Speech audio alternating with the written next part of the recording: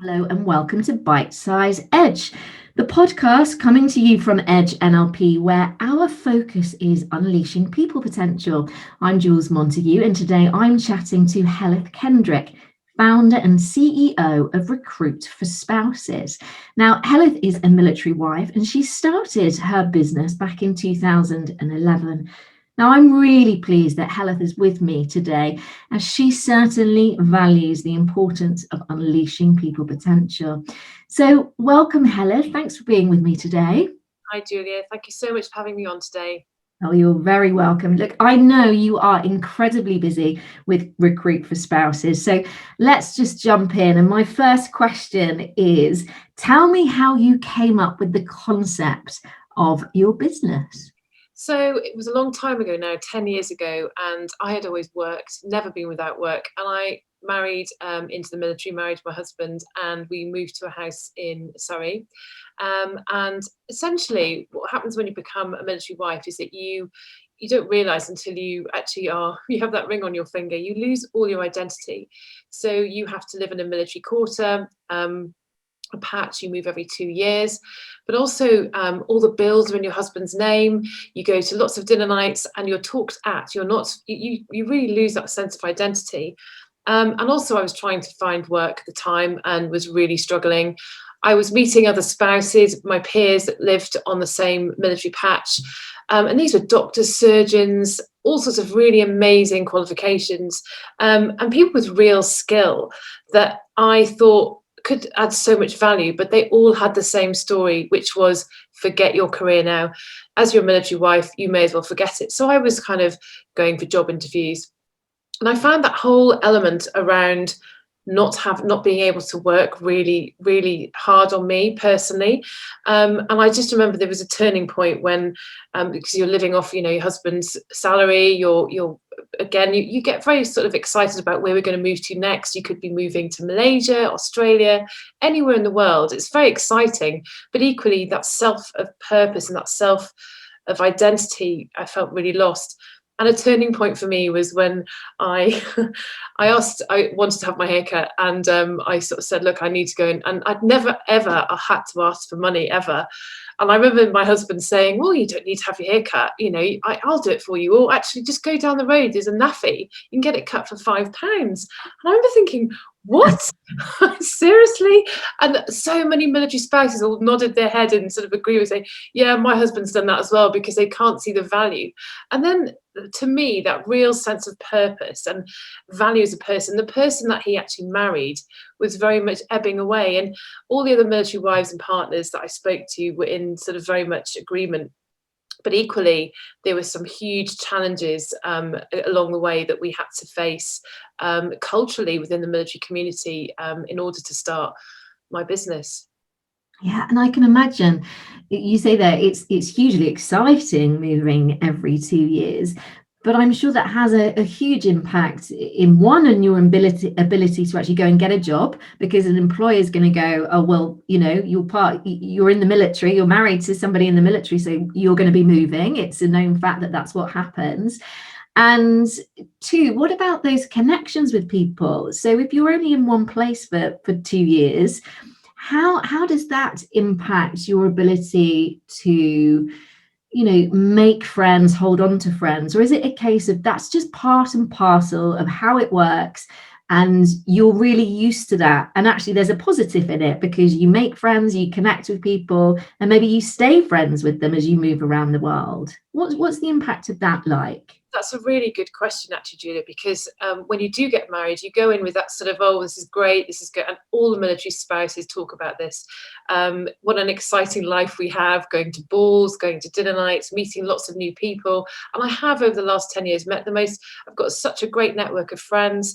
It's amazing. However, it is really tough. And even friends and family now say to me, well, you kind of knew what you were getting yourself in for, so you can't really complain. But it is hard, and it is hard every time you drop your child off at their sixth school, and you're at the gates, and none of the mums will talk to you because they don't know who you are. And I think it takes, I mean, we've always said it takes 18 months to 2 years to really establish yourself in a community. And that's why we really rely very much on the community around us of other military spouses. But what it does give us is an ability to be incredibly adaptable and very resilient. A military wife will always come up to you and say, "Hi, I'm so and so, how are you?" We're used to being told to chuck on a ball gown and just be put in a room of complete strangers and just get on with it. And usually what happens is our husbands will go off and talk to their friends, and we just have to find a way. And actually, if you've got children, it can be easier because you can go to various groups. But again, this is what I thought around my business, that it needed to be a business that was focused on our community and focused on benefiting those who the military had an impact on. So tell me, we've named your business as Recruit for Spouses.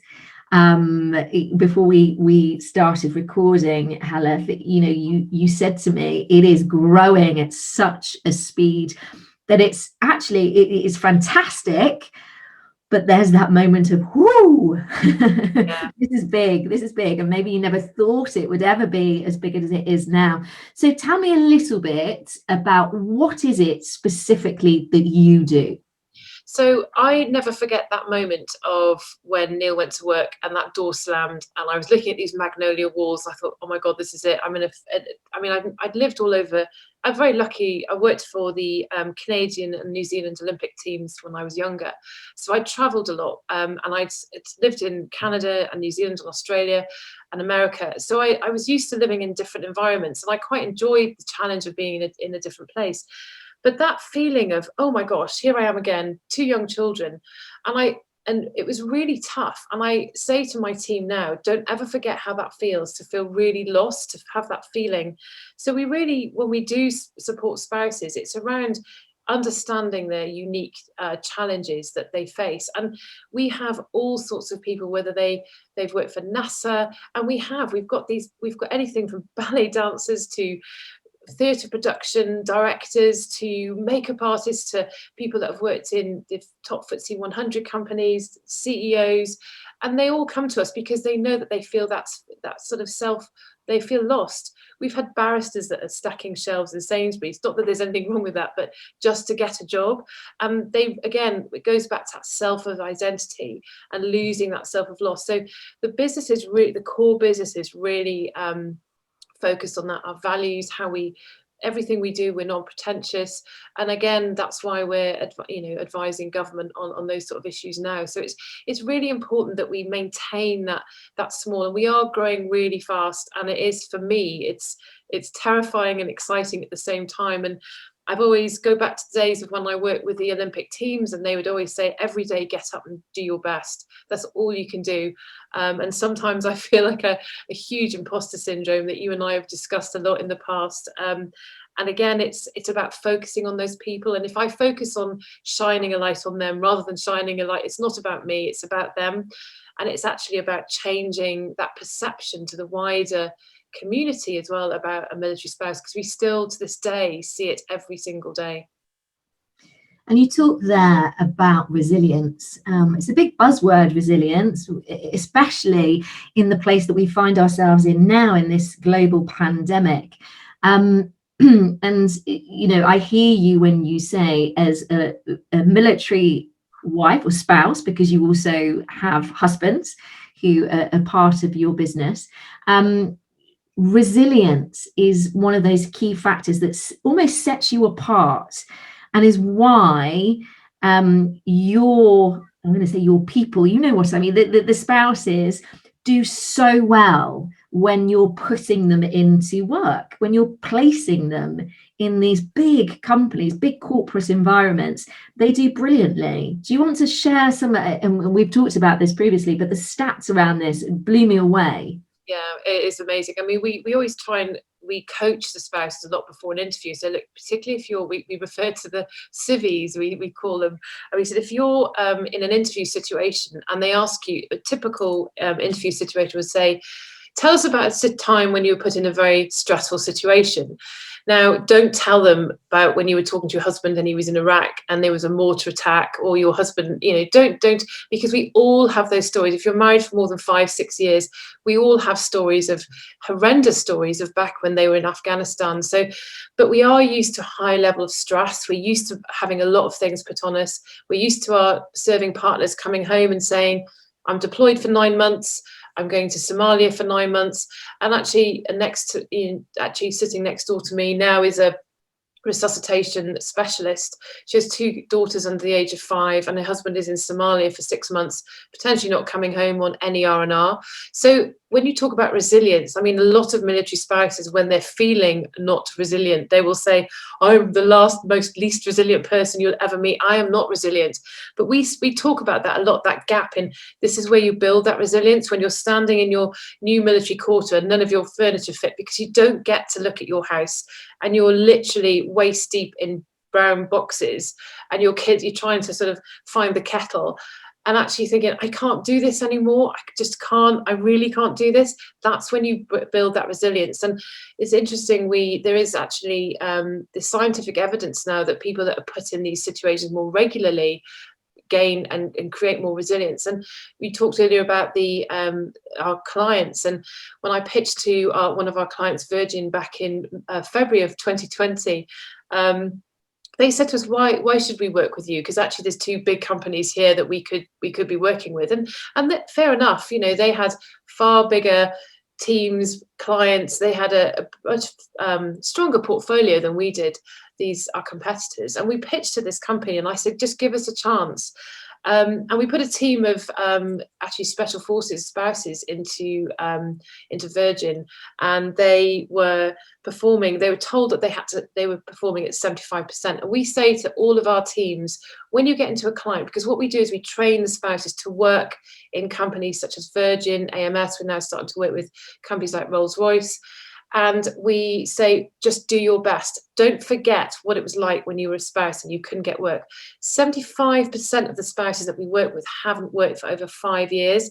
So they come in and they're like, oh my gosh, I know I've worked for these big companies, but actually I don't know where to start. And we say, no, it's okay. We'll look after you. We almost nurture them.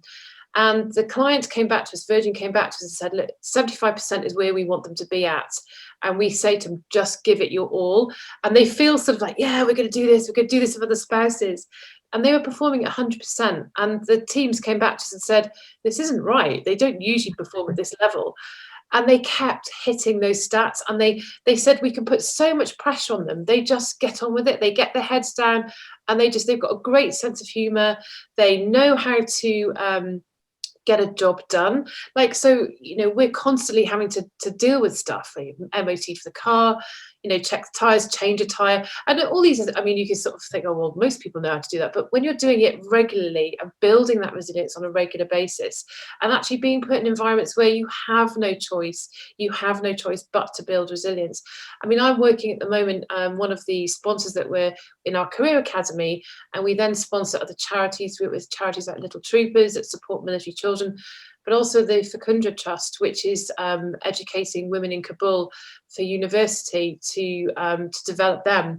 And we're working and coaching these women, and their resilience, as you can imagine, is incredible. These women who are living in a war zone, but we're managing to educate them to sort of degree level. They're passing through sort of law school, which is amazing. And actually, you learn so much from other people when you hear about how they build resilience. And I think there's so much more that we can still learn, but it's definitely around that, being put in a foreign situation where you don't want to be and you're just having to get on with it. I think that's how you best build resilience. That's just extraordinary, because you don't think about those things. You don't think about, if your partner's away for 6 to 9 months, suddenly you are doing it all. And, the children and the house and everything comes in. And add on to that, as you've just said there, you might be stepping into a space that's completely unfamiliar. You're totally out of your familiar comfort zone. As military spouses, it's that moment of going right each and every time, building that level of resilience. That's just extraordinary. So in 2011, Heleth, how many military spouses did you have when you first opened your books? So that's interesting because I was told at the beginning, this will never change. You'll never change this. And I was even brought in front of the big sort of in Whitehall. They pulled me in and said, "What are you doing? Why are you doing?" And I remember standing in this presentation, and it was 2012, and there was a load of military men in this room, and there was one woman, and there was a load of sort of colonels in the background taking notes. And they basically said, "You can't do this. You can't. You're an officer's wife. You just can't do this. This isn't the thing to do." And I kind of thought, "Well, this is crazy." I said, "Well, we're not asking you for anything. We're just gonna, we are civilians at the end of the day. We just need to work. And actually, we can't sort of sing in choirs and bake cakes. As great as the military wives choir was, we can't do that anymore. There's all these sort of groups, which is great, but actually that's not going to help us. We want to work. Our husbands meet us when we're working. It's nice to have money. It's nice to be able to go on holiday and have your hair cut. Basic things, basic needs. You want to be able to buy a house." And they said, "You can't do it. It's a charity. You need to be a charity. It's not goodwill." I said, "It is goodwill. We're a social enterprise, but by being a charity, what we're doing is we're kind of stopping that. People are going to employ us because they want to employ us." And when you talk about all those sort of barriers, effectively, when a military spouse is then sitting in front of an employer and they're saying, "Yeah, but you live in Deepcut, you've moved around quite. How do we know that you're going to be good?" And they kind of go away feeling so. We've had spouses that have sent away hundreds of CVs. We had a lady, I remember very clearly a few years ago now, who was actually David Beckham's PA, and she said, "They pull me in just to ask me questions about David Beckham, not why I'm good." We've had the Queen's Equerry. We've had so many people that have had these incredible careers. One lady that we've recently helped was Jamie Oliver's marketing manager, and they all have the same story. Why, normally if they weren't attached to military, if they didn't marry somebody in the military, they would have just carried on their career. But actually, by having these great things on their CV, people see that as a negative because well, you would have been snapped up by now. So there was that real perception that we had to challenge, which for me, I never envisaged that I'd have to challenge it, but I did. In the corporate world, in the MOD, and also at the same time reassuring the spouses that actually, no, we have your back, which was quite a hard thing to do. I can imagine. So 2012, you're at Whitehall having to fight your case as to why your business should be allowed. Yeah. And now we're in 2021. So I'm guessing that's been a pretty huge journey of growth, of change, of challenge, of resilience, a few doors shutting, I'm sure, and many opening by the sounds of things too. So where do you find yourself now, Heleth, from a point of view of how many people have you helped, how many people you're helping, and for you personally, what conversations are you having and with who to continue growing this fantastic business? So I think it's around. There's so many things that are happening now, but I mean, we've helped over 5,000 into work now. That we go back to that first day in July, January 2012, when we launched the website, and we literally had, I think it was 1,200 spouses registered within the first few weeks, going, "Oh my gosh, this is just what we needed." Wow, okay. I remember we were on the PM show at Eddie Mair, and we had 3.5 minutes, and literally our site crashed because we had women from the 1980s. My husband was a paratrooper. I was a teacher. I had to give up my work, and this is so important. I can't believe we didn't have this. We had this outpour of people saying, "Oh my gosh, we needed this," so long ago. So where is it now? There's still so much to be done. I'm advising the Cabinet Office now in an advisory board, focusing on the families as well, because that's really important. It's very easy for people in power, in position of power, to actually forget what it's like. And again, I bring it back to that day of, it's still really hard. It's still tough for so many families. And actually, by having a military spouse, and actually with COVID and the pandemic, it's made it a lot easier to work from home. But there's so many other things that underpin a sort of spouse working successfully. And I think there's a lot of work to be done in that space and military families, but also internationally. we're advising, the Australian and the Canadian governments around how they can best improve, because the Australian government, interestingly, has actually come out and said that the lack of spouse employment directly underpins military effectiveness. So they've actually identified that, I mean, I'd love them to say that over here, but Yeah. we know for a fact, I mean, I've spoken to, worked with hundreds of service leavers, veterans, spouses over the years. And there was one chap who told me a story of his wife who actually, they had an argument. He was in Afghanistan, and she said, "I've just had to give up my job, I can't believe this." And he said that he was so worried about her at home that his comrades, his mates said to him, "Look, just stay back at base today. Don't worry about it. We've got this." And he said, "No, no, no, it's fine. I've got, don't worry." And he said this guy was so not with us that day. He was really so worried about his wife and his family, and how she was so upset and bereft at home because she'd had to give up this career she loved. He actually stepped on an ID and lost both his legs.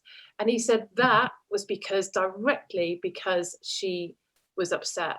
And the thing is, we always say to spouses, when you get that phone call when they're in a war zone, and thank goodness they're not there anymore, but when they are abroad in very difficult circumstances, 10,000 serving personnel now are abroad in very difficult circumstances. We've got the Navy, they're out on shore draft permanently, they're out on, sea draft.